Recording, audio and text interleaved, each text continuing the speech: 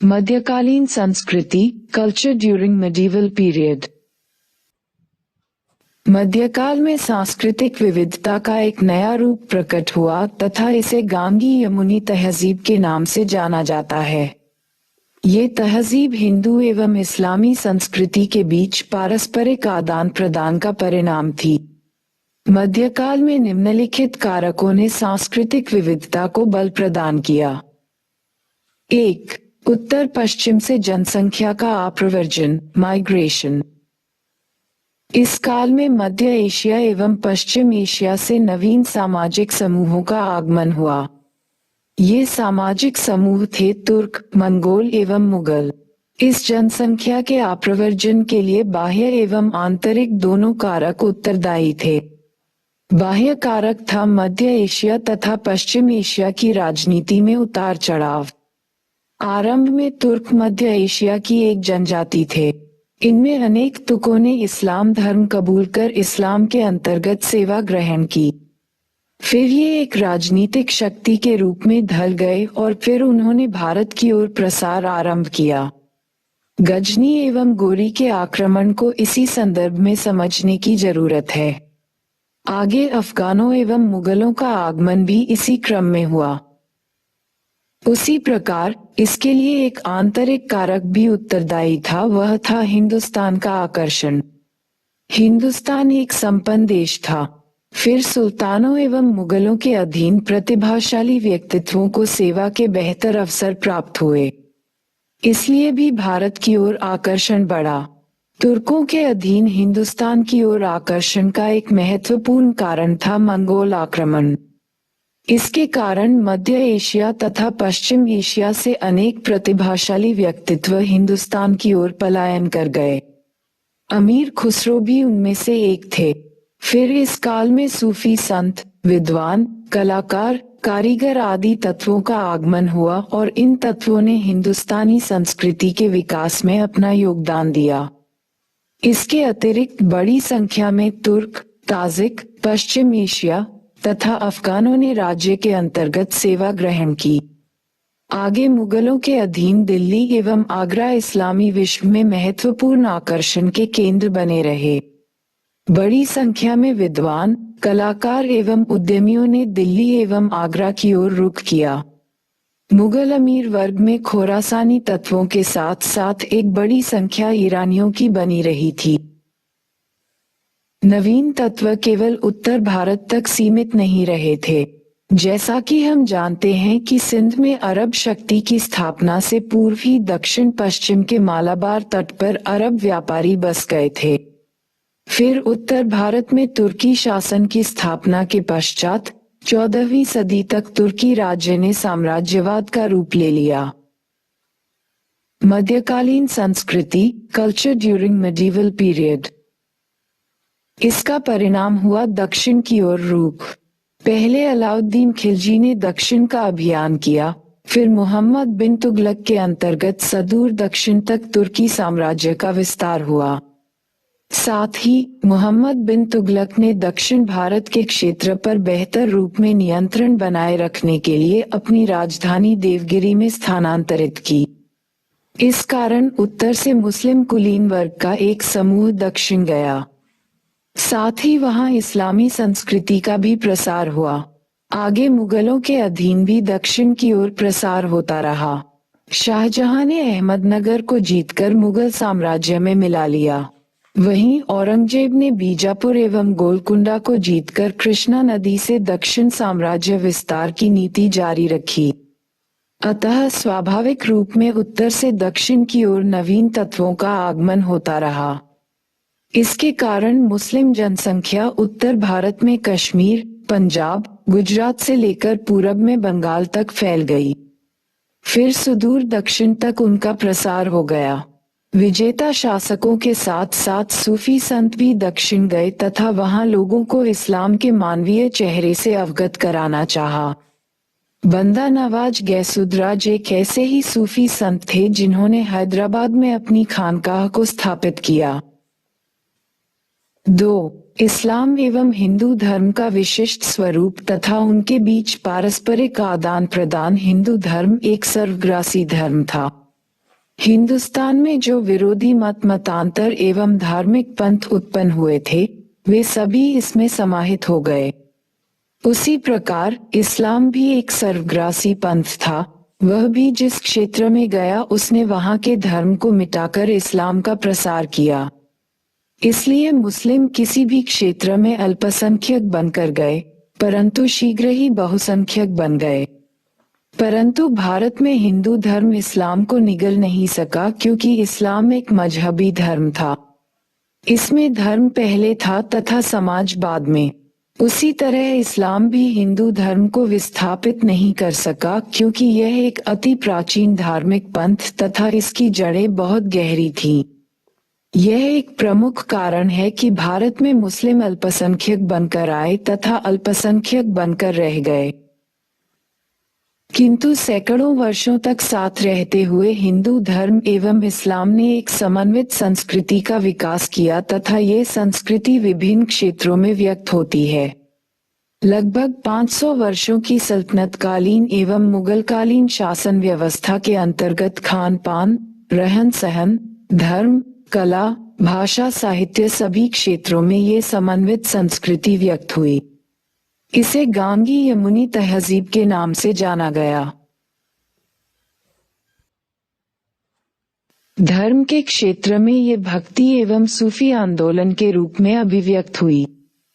कहा जाता है कि हिंदू एवं मुस्लिम रहस्यवादी चिंतकों के विचार इतने सामान्य थे कि दोनों ने भावात्मक एकता के लिए काम किया। कबीर एवं नानक जैसे निर्गुण संत एवं निजामुद्दीन औलिया जैसे सूफी संतों दोनों ने हिंदुस्तान की समन्वित संस्कृति में योगदान दिया। दोनों प्रकार के संतों के द्वारा निराकार ईश्वर के प्रति अगाध प्रेम एवं समर्पण का भाव व्यक्त किया गया। कबीर को हिंदू अथवा मुस्लिम परंपरा से जोड़ना मुश्किल है। उसी प्रकार सूफी संतों ने अपनी अपनी रचना में हिंदुओं के घरों की कहानी हिंदुओं की भाषा में सुनाई है, अर्थात सूफी संतों ने अधिकांशतः अवधी एवं पंजाबी भाषा का प्रयोग किया। उसी तरह कला के क्षेत्र में स्थापत्य कला, चित्रकला एवं संगीत कला, इन तीनों क्षेत्रों में हिंदू एवं इस्लाम इन दोनों तत्वों का अवदान देखने को मिलता है। मुस्लिम शासन की स्थापना से पूर्व भारत में स्थापत्य की एक समृद्ध परंपरा रही थी, जिसे लोकप्रिय रूप में शहतीरी शैली के नाम से जाना जाता था। दूसरी तरफ इस्लाम के आगमन के पश्चात मेहराबी शैली के आधार पर निर्माण कार्य आरंभ हुआ। मेहराबी शैली के अंतर्गत मेहराब एवं गुंबद का प्रयोग होता था। ये शैली इस्लाम ने बिजेंटियन साम्राज्य या फिर रोमन साम्राज्य से ली है। परंतु प्रचलित शहतीरी शैली का इतना गहरा प्रभाव था कि उसके प्रभाव से बचना संभव नहीं था। अतः मुगल काल तक होने वाले निर्माण कार्य में दोनों के बीच कहीं बेहतर संबंध देखने को मिलता है। उसी प्रकार यद्यपि सल्तनत काल में चित्रकला का स्पष्ट स्वरूप उभर कर नहीं आया, परंतु महान मुगलों के अधीन ईरानी शैली एवं भारतीय शैली के बीच बेहतर समन्वय हुआ। मुगल पांडुलिपि चित्रकारी, मिनिएचर पेंटिंग पर चौरपंशिका शैली, जिसे पोथी शैली के नाम से जाना जाता है, उसका गहरा प्रभाव है। संगीत कला के क्षेत्र में भी ईरानी शैली तथा भारतीय शैली के समन्वय से हिंदुस्तानी शैली का विकास हुआ। हिंदुस्तानी शैली के अंतर्गत ध्रुपद, ख्याल, गजल, टप्पा एवं ठुमरी कई प्रकार की गायकी विकसित हुई। महान मुगलों के अधीन ध्रुपद गायकी की काफी प्रगति हुई। वही समय है कि कत्थक नृत्य को भी मुगलों का संरक्षण प्राप्त हुआ, जबकि कत्थक नृत्य का विकास मंदिरों में हुआ था। भाषा साहित्य के क्षेत्र में हिंदू एवं मुस्लिमों के समन्वित योगदान को भुलाया नहीं जा सकता। सल्तनत एवं मुगल काल की राजकीय भाषा फारसी थी। इसके महत्व को देखते हुए अनेक हिंदुओं ने फारसी भाषा सीखी तथा फारसी साहित्य का संवर्धन किया। उदाहरण के लिए मुगलों के अधीन ईश्वरदास नागर एवं भीमसेन बुरहानपुरी। फिर हिंदू एवं मुस्लिम की समान भाषा के रूप में उर्दू का विकास हुआ। उर्दू को जुबान दिल्ली के नाम से जाना जाता है। विभाजन के पश्चात पाकिस्तान की राजभाषा उर्दू बनी, न कि फारसी। फिर मुस्लिम शासकों के द्वारा भारतीय भाषाओं को संरक्षण दिया गया। मुगल दरबार में संस्कृत एवं हिंदी भाषा साहित्य को संरक्षण मिला। ये सुखद आश्चर्य है कि ब्रजभाषा में मधुर कविता रचने वाले रसखान मुस्लिम हैं। 3. इस्लाम का क्षेत्रीय तत्वों के साथ सामंजस्य। जब भी केंद्रीय स्तर पर मुस्लिम साम्राज्य का पतन हुआ, तो क्षेत्रीय स्तर पर मुस्लिम अधिकारियों के द्वारा स्वतंत्र सत्ता कायम की गई। यही वो समय है जब इस्लामी पद्धति का क्षेत्रीय संस्कृति के साथ सामंजस्य हुआ। कला की क्षेत्रीय शैलियां विकसित हुई। मुस्लिम शासकों ने क्षेत्रीय भाषा साहित्य को संरक्षण दिया। फिर मुस्लिम समूह क्षेत्रीय खान पान एवं रहन सहन से प्रभावित हुए। इस तरह मुस्लिम शासकों का शासन गुजरात, बंगाल, जौनपुर, दक्कन आदि क्षेत्रों में कायम हुआ। अतः इस्लाम का केवल भारतीयकरण ही नहीं हुआ, बल्कि क्षेत्रीयकरण भी हो गया।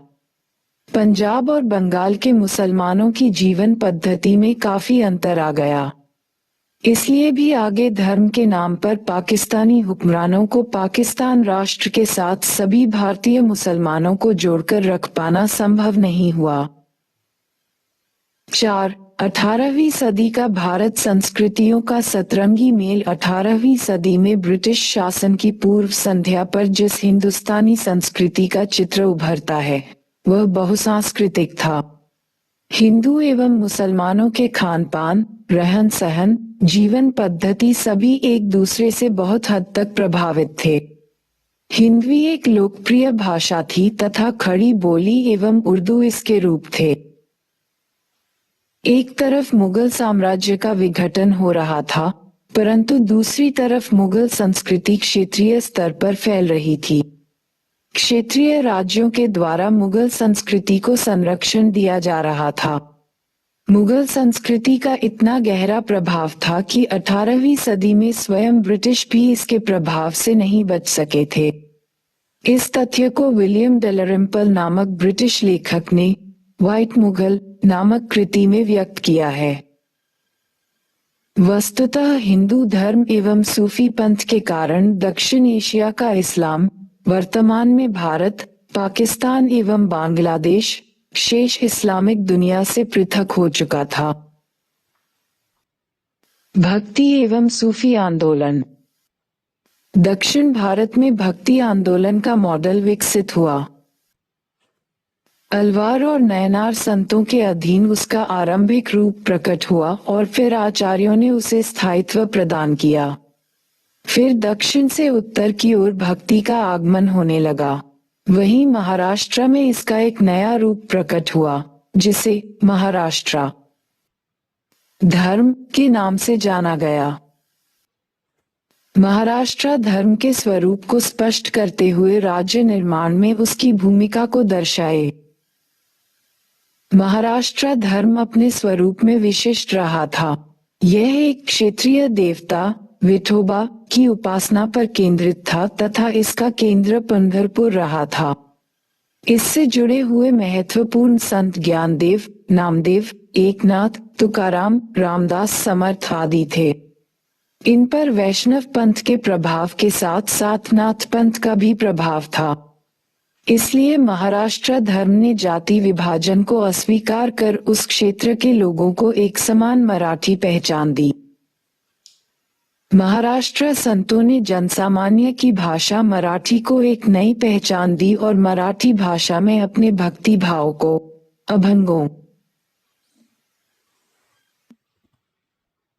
के रूप में व्यक्त किया।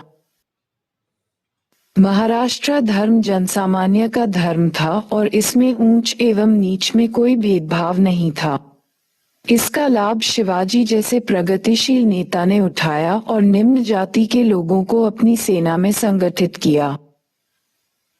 सामान्यतः हिंदू धर्म को सहिष्णु माना जाता है, परंतु महाराष्ट्र धर्म जयिष्णु विजय की कामना सिद्ध हुआ। आगे जब मराठा शक्ति की टकराहट मुगलों के साथ हुई तो फिर उपर्युक्त कारणों से महाराष्ट्र धर्म ने मराठा राज्य की स्थापना में अपनी भूमिका निभा दी। दक्षिण से उत्तर की ओर भक्ति के आगमन ने इसके स्वरूप में किस प्रकार का परिवर्तन लाया? दक्षिण में जो भक्ति का प्रारूप निर्मित हुआ था उसकी दो प्रमुख विशेषताएं थीं। प्रथम, ईश्वर को आकार रूप में पूजा गया, उदाहरण के लिए विष्णु और शिव। दूसरा, आचार्यों के आगमन के बाद भक्ति आंदोलन ने वर्ण और जाति विभाजन के साथ समझौता कर लिया था। उत्तर में आकर भक्ति आंदोलन दो धाराओं में बंट गया, सगुण भक्ति धारा और निर्गुण भक्ति धारा। सगुण भक्ति धारा को दक्षिण की भक्ति से बहुत हद तक समानता थी, क्योंकि इसने भी ईश्वर को आकार रूप में पूजा और वर्ण एवं जाति विभाजन के साथ समझौता किया। अंतर केवल उपास्य देव में बना रहा। उत्तर में विष्णु एवं शिव की जगह उपासना के केंद्र में राम एवं कृष्ण स्थापित हुए। परंतु उत्तर में निर्गुण भक्ति धारा एक पृथक तथा विलक्षण धारा के रूप में प्रकट हुई, क्योंकि इसने दक्षिण की भक्ति से पृथक अपनी पहचान बनाई।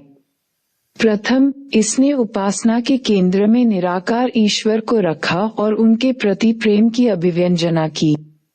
इसलिए निर्गुण भक्ति में रहस्यवाद का तत्व भी आ जाता है। दूसरे, नाथ पंथ के प्रभाव में इसने जाति विभाजन को अस्वीकार कर दिया। उपर्युक्त कारणों से निर्गुण भक्ति का अपना पृथक स्थान है। इसके विकास में नाथ पंथ, भक्ति, इस्लाम के एकेश्वरवाद और सूफी पंथ सभी का योगदान माना जा सकता है। विशेषकर कबीर और नानक के संदर्भ में निर्गुण भक्ति के योगदान पर प्रकाश डालिए। निर्गुण भक्ति एक धार्मिक आंदोलन था तथा कबीर एवं नानक मूलतः संत थे, परंतु इन्होंने समकालीन समाज, धर्म एवं संस्कृति सभी पर गहरा प्रभाव छोड़ा। 1. धर्म सुधारक। निर्गुण संत स्वाभाविक रूप में धर्म सुधारक बन गए, क्योंकि उन्होंने निराकार ईश्वर की उपासना पर बल दिया। अतः मंदिर, मूर्ति पूजा, पुरोहितवाद आदि की अहमियत स्वयं समाप्त हो गई। कबीरदास शास्त्र की परंपरा से जुड़े नहीं थे, बल्कि उन्होंने अपने अनुभव को ही प्रमाण माना।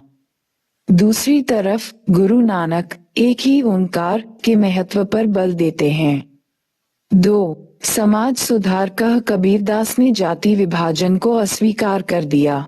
उन्होंने हिंदू मुस्लिम एकता की भी बात उठाई।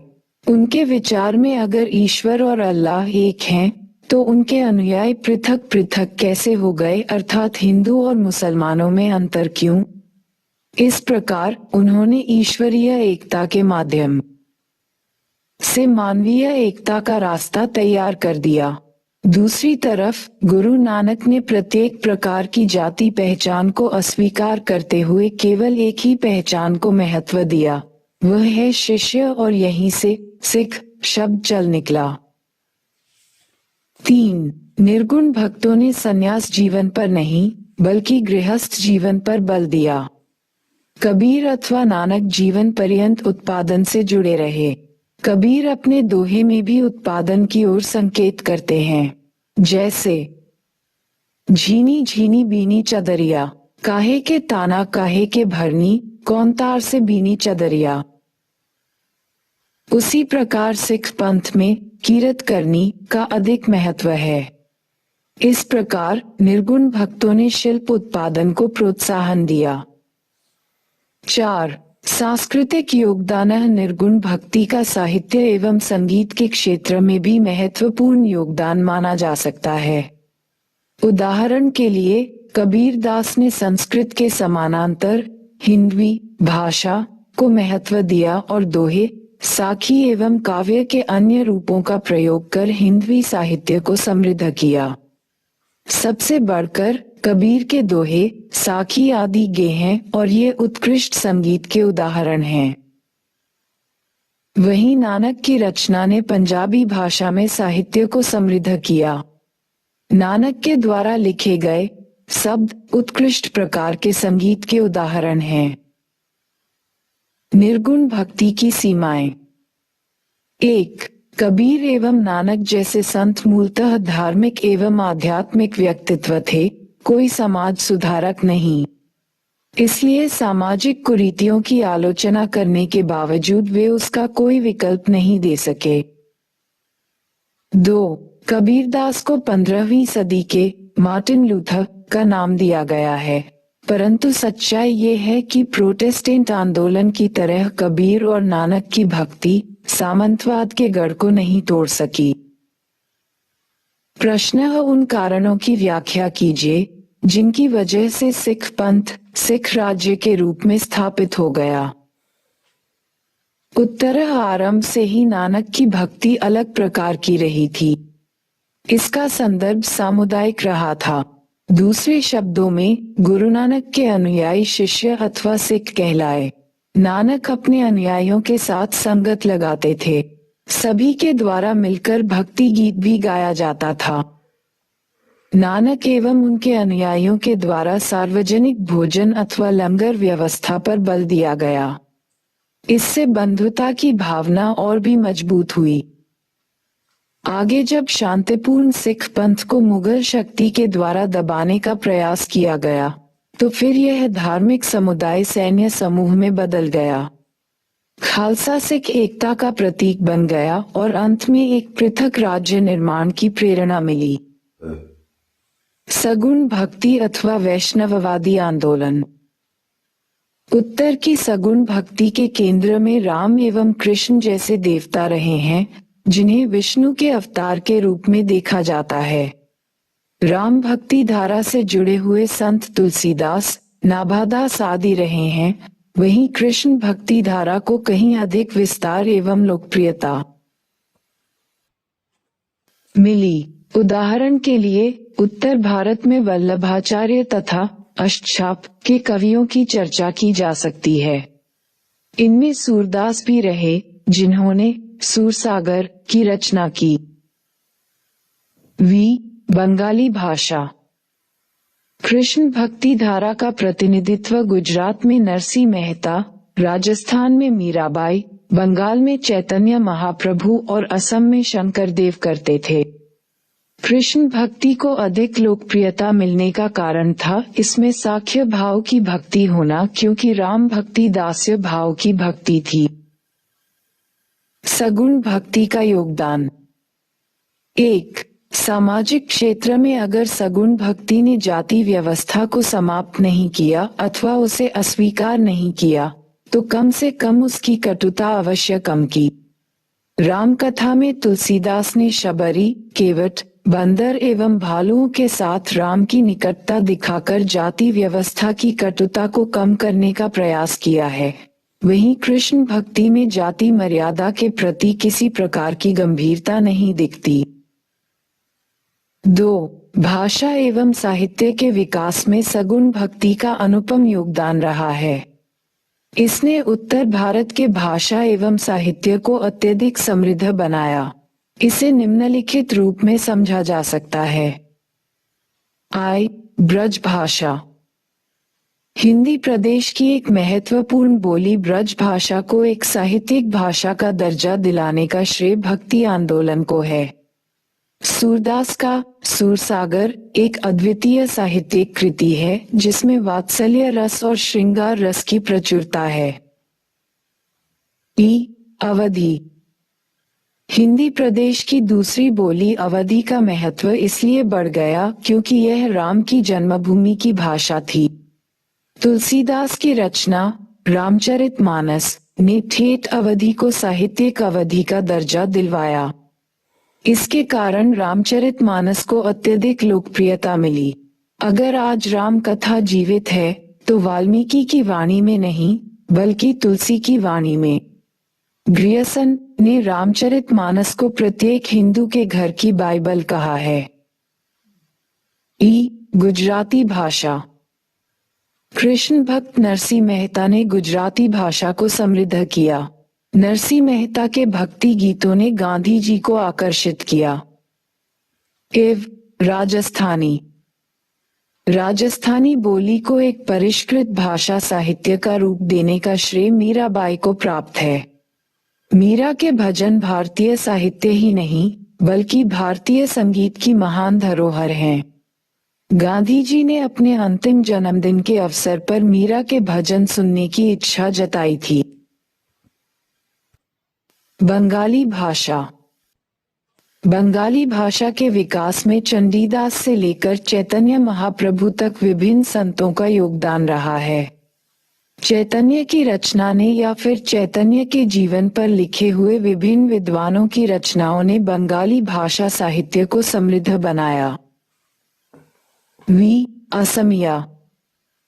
असमिया के विकास में शंकरदेव जैसे भक्ति संत का अहम योगदान रहा है। उन्होंने अपनी रचनाओं के माध्यम से असमिया भाषा को भी साहित्यिक भाषा के स्तर पर पहुंचाया। 3. कला में योगदान। स्थापत्य कला। सगुण भक्ति ने उत्तर भारत में स्थापत्य कला के विकास को अत्यधिक प्रोत्साहन दिया। आज भी नागर शैली में निर्मित उत्तर भारत के कुछ महत्वपूर्ण मंदिर भक्ति के प्रभाव में निर्मित किए गए और राम एवं कृष्ण से जुड़े हुए हैं। मूर्ति कला। सगुण भक्ति का बल मूर्ति पूजा पर रहा, इसलिए मूर्ति कला को इससे प्रोत्साहन मिला। सगुण भक्ति के प्रभाव में राम सीता राधा कृष्ण की खूबसूरत मूर्तियां बनाई गई और मंदिरों में स्थापित किया गया। नृत्य कला। उत्तर भारत का कथक नृत्य और असम का सत्रिया नृत्य का विकास वैष्णव भक्ति से जुड़ा हुआ है। चित्रकला। रामायण और महाभारत की कथा भारतीय चित्रकला के महत्वपूर्ण प्रतिपाद्य रहे हैं। विशेषकर राधा कृष्ण की मूर्तियां राजपूत चित्रकला की, किशनगढ़ शैली, मधुबनी चित्रकला, पहाड़ी शैली सभी के लिए महत्वपूर्ण प्रेरणा रही है। संगीत कला। सगुण भक्ति ने संगीत को विशेष प्रोत्साहन दिया। ध्रुपद गायकी में स्वामी हरिदास ने महत्वपूर्ण योगदान दिया। मीरा और नरसिंह मेहता के भजन उत्कृष्ट गायन के उदाहरण हैं। उसी प्रकार चैतन्य महाप्रभु ने संकीर्तन प्रणाली की शुरुआत की। भक्ति आंदोलन में महिलाओं का योगदान। सगुण भक्ति में महिला संत समय समय पर उभरती रहीं और उन्होंने भक्ति आंदोलन पर अपना प्रभाव डाला। 2. भक्ति साहित्य के आधार पर लगभग 80 महिला संतों के होने का अनुमान किया जाता है। सर्वप्रथम हमें एक आरंभिक अलवार संत अंडाल के विषय में सूचना प्राप्त होती है। उत्तर में कश्मीर में एक महिला संत लालदेद का विशेष प्रभाव रहा। वह ऋषि सूफी संप्रदाय के एक संत नुरुद्दीन के संपर्क में रही थी। उसी प्रकार कर्नाटक में वीरशैव संप्रदाय से जुड़ी हुई एक महिला संत महादेवी अक्का थी। वह राज परिवार की मर्यादा का उल्लंघन करते हुए नग्न अवस्था में अपने बालों से शरीर को ढककर खुली सड़क पर निकल गई। अंत में मीराबाई की चर्चा के बिना महिला संतों का विवरण अधूरा रहेगा। सिसोदिया राजवंश की बहू होने के बावजूद भी मीरा ने राजकीय परिवार की मर्यादा का उल्लंघन करते हुए खुले रूप में कृष्ण को अपना पति स्वीकार किया। मीरा के भक्ति गीत भारतीय संगीत की अनुपम धरोहर बन चुके हैं। योगदान। महिला संतों ने सामाजिक मर्यादा एवं पारिवारिक मर्यादा का उल्लंघन करते हुए पुरुष प्रधान सामंती समाज को चुनौती दी। मध्यकाल में उनका ये कदम एक सामाजिक विद्रोह की ओर संकेत करता है। सीमाएं। पुरुष प्रधान सामंती समाज के विरुद्ध उनकी प्रतिक्रिया व्यक्तिगत खोज बनकर रह गई। उन्होंने खुले संघर्ष की जगह पलायन का रास्ता अपनाया तथा धर्म एवं आध्यात्म को अपना पनाहगार बनाया। सूफी आंदोलन। सूफी शब्द सफा से निकला है।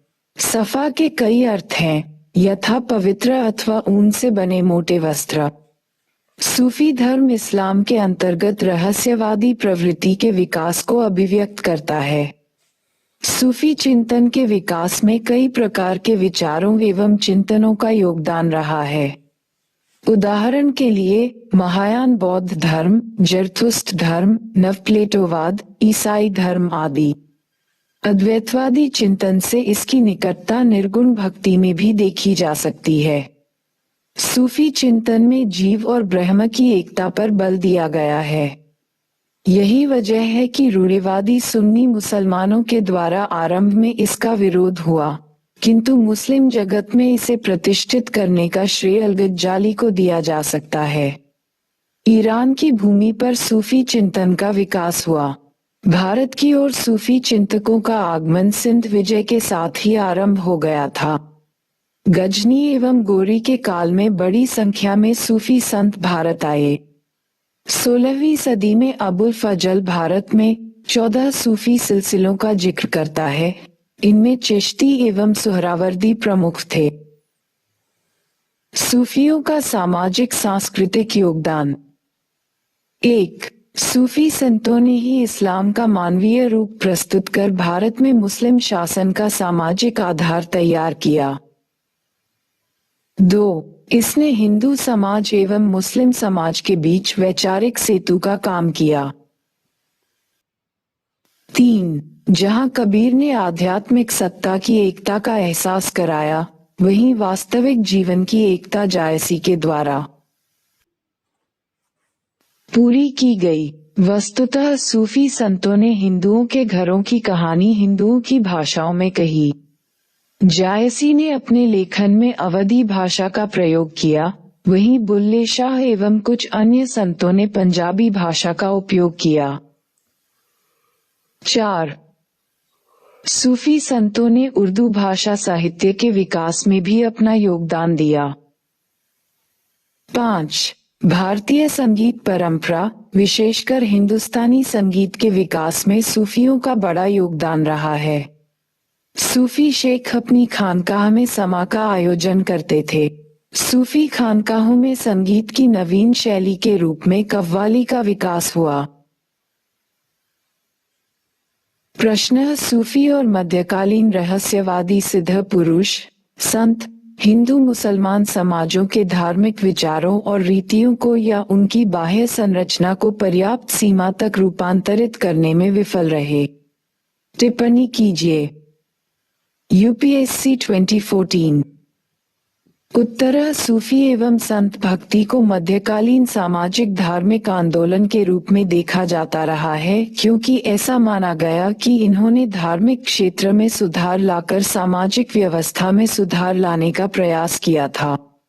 किंतु अगर हम गहराई से परीक्षण करते हैं तो हम पाते हैं कि उनके द्वारा धर्म और आध्यात्म के माध्यम से किया गया समाज सुधार का प्रयास व्यवहारिक सामाजिक धरातल पर सफल नहीं हो सका।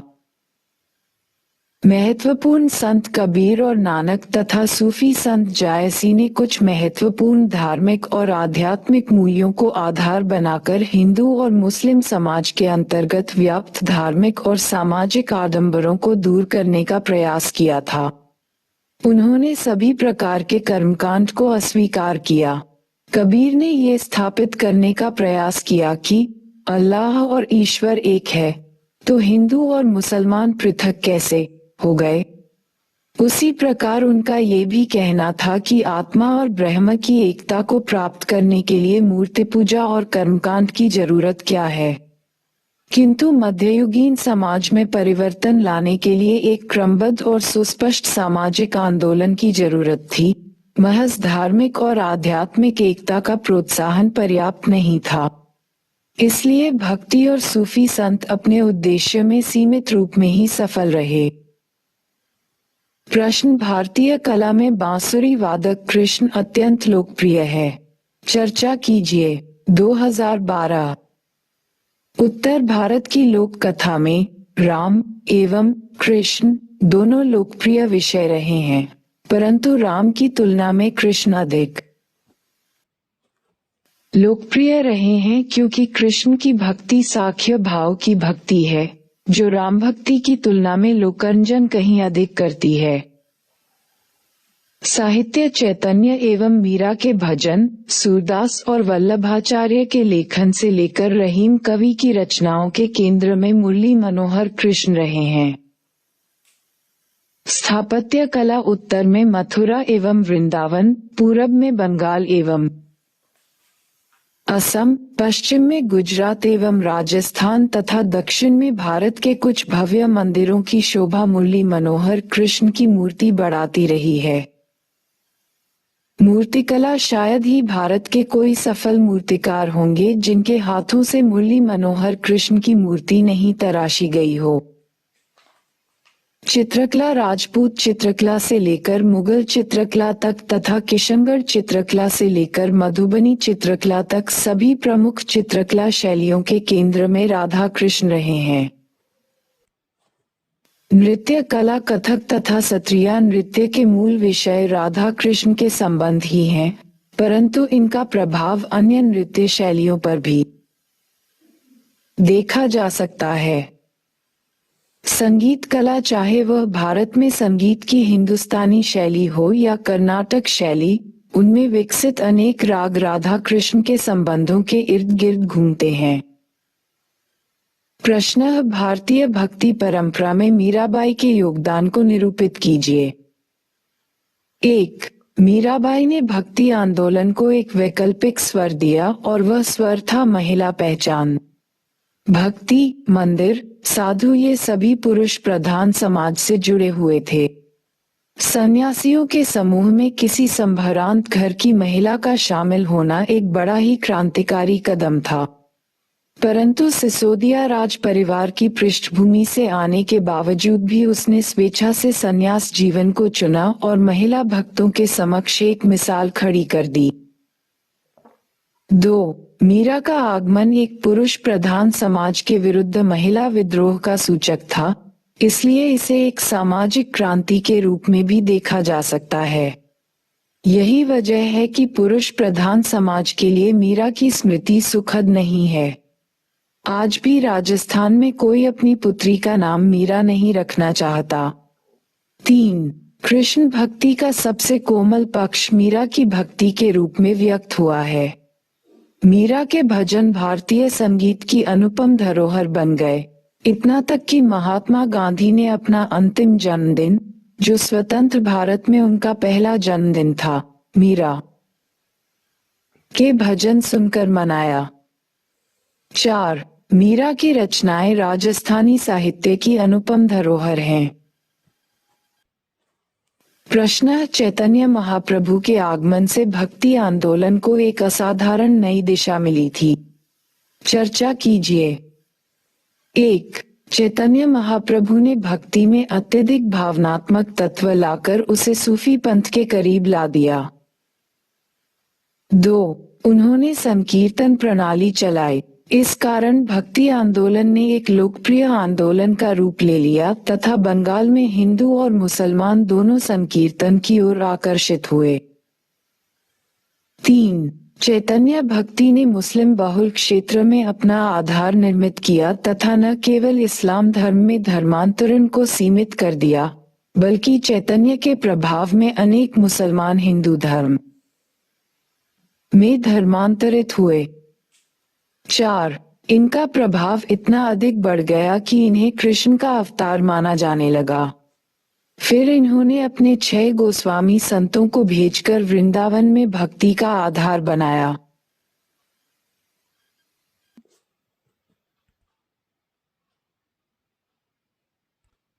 5.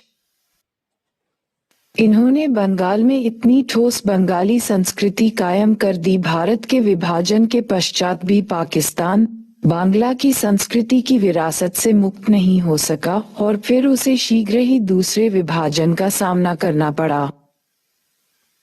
6. चैतन्य की भक्ति ने कृष्ण भक्ति को इतना रूपांतरित कर दिया कि कृष्ण भक्ति न केवल विभिन्न क्षेत्रों के भारतीयों के लिए बल्कि विदेशियों के लिए भी आकर्षण का केंद्र बन गई तथा इसका ज्वलंत उदाहरण है इस्कॉन मंदिर।